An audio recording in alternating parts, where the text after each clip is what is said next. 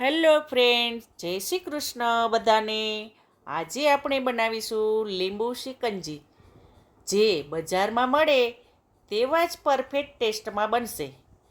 ઉનાળામાં બહુ જ ઠંડક આપે છે. મારી ચેનલને સબસ્ક્રાઈબ ન કરી હોય તો જલ્દીથી સબસ્ક્રાઈબ કરી લેજો. ચાલો આપણે બનાવીશું લીંબુ શિકંજી. ચલો આપણે સ્ટાર્ટ કરીએ. લીંબુ શિકંજીનો મસાલો શેકીએ. ગેસ ચાલુ કરીશું.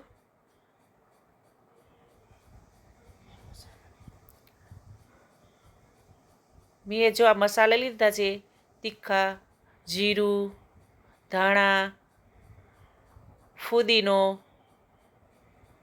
સ્લો ગેસે ધીમા તાપે સાવ શેકી લેશું.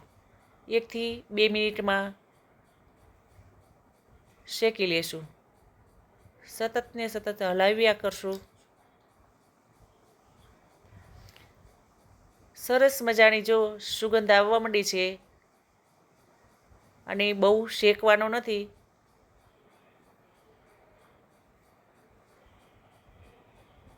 શેકાઈ ગયો છે જો સરસ મજાનો.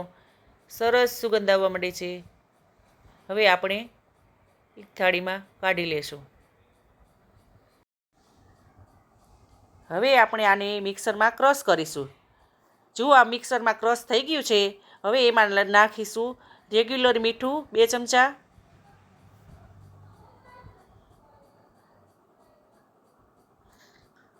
બે ચમચા સિંધા લૂણ,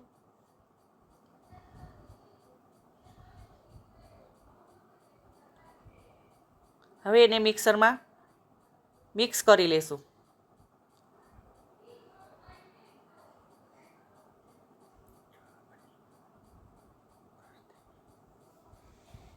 જો આ બની ગયો મસાલો. આ બાર જેવો જ સરસ મસાલો બની ગયો છે.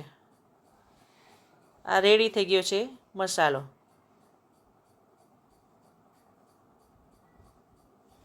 હવે આપણે ડ્રિંક તૈયાર કરીશું. આઈસ નાખીશું. વધારે પણ નાખી શકી.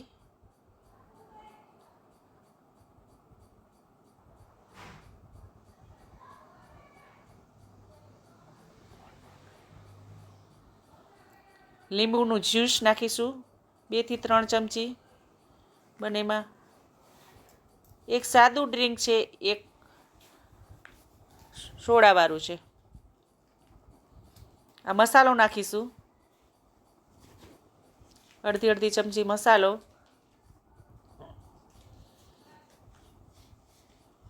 ખાંડ નાખીશું.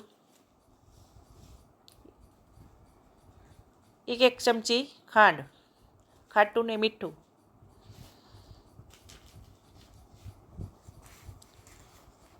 અને તકમરિયા નાખીશું.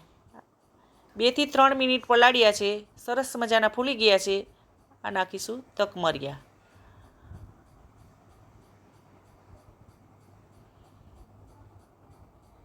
હવે નાખીશું સાદું પાણી.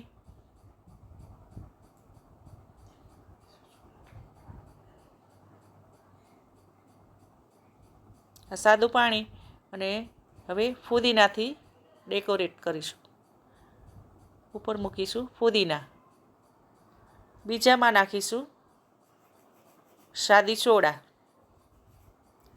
બંને ડ્રિંક તૈયાર થશે. સાદી સોડા.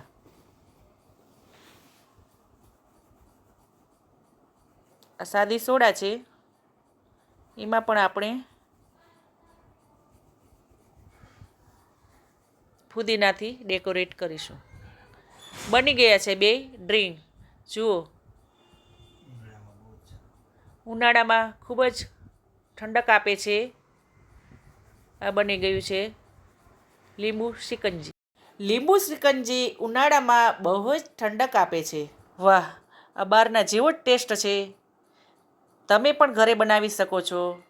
આ વિડીયોને લાઈક કરો, શેર કરો, સબસ્ક્રાઈબ કરો. જય શ્રી કૃષ્ણ.